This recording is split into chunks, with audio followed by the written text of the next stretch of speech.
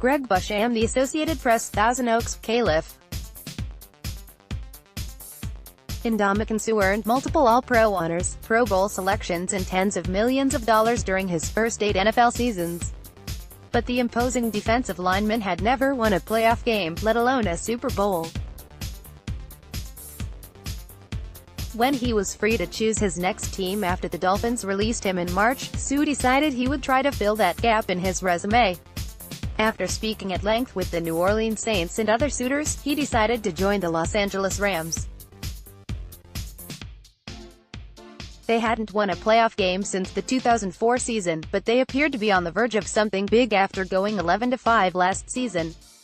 "I felt this team had some of the right pieces, and I would be a good addition to it," Suh said.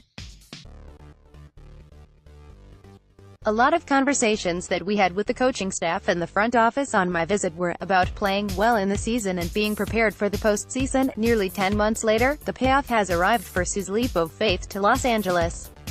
After the Rams went 13-3 for the best regular season record of Suh's career, he had likely his best game for his new team last weekend when Los Angeles beat the Dallas Cowboys 30-22 in the divisional round. The Rams head into the NFC Championship game at the Superdome on Sunday with a shot at the 32-year-old Suh's first trip to his sport's biggest stage. "It would mean a lot," Suh said. "I've been in this league for 9 years. This is my first NFC Championship game, and that would be my first Super Bowl. I get chills thinking about it, so yeah, I'm excited. I'm looking forward to it." Suh's thoughts are echoed across the Rams locker room, which is filled with accomplished NFL players who have never accomplished much in the postseason. Many key players remain from the team that went 4-12 in 2016 during the franchise's 13th straight non-winning season, from Jared Goff and Todd Gurley to Aaron Donald and Michael Brockers. Several of the veterans that Los Angeles has added in the past 2 years also lacked playoff credentials, including 37-year-old Andrew Whitworth, the dominant left tackle who finally got his first postseason win last weekend. "Honestly, we feel like we've been through it," Whitworth said. "There's really not much adversity we haven't seen all year long.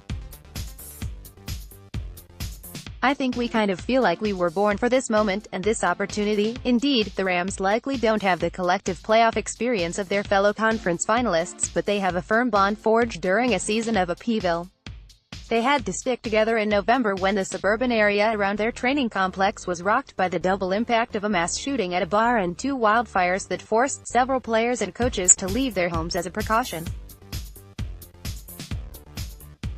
The Rams also had to adjust to a schedule change when their game against the Chiefs in Mexico City was moved back to Los Angeles on 6 days' notice.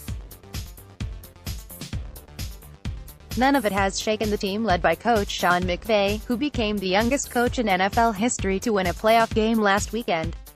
McVay acknowledges no concern about his inexperience on the sport's highest levels when compared to the likes of New Orleans' Sean Payton, who has a Super Bowl ring. That's because McVay has assistant coaches with experience in conference championships and Super Bowls, particularly defensive coordinator Wade Phillips, who has done and seen everything the NFL can offer. A conference title game in the deafening Superdome is a new experience for most Rams. Brandon Cooks is an exception on several fronts. The veteran receiver won't even be surprised by the Superdome din. Cooks played 3 years with the Saints, albeit without making the playoffs, before moving to the Patriots last season. He played in the first quarter of the Super Bowl before incurring a concussion that kept him out of the rest of New England's loss to Philadelphia. Cooks was traded to the Rams, but he agreed to a 5-year contract extension before he had even suited up in a horned helmet. He says he hasn't regretted his decision, although he didn't dare to imagine he would have a chance to play in 2 straight Super Bowls for different teams. "When I got here, I knew we had something special," Cook said, "but I knew I shouldn't get ahead of myself.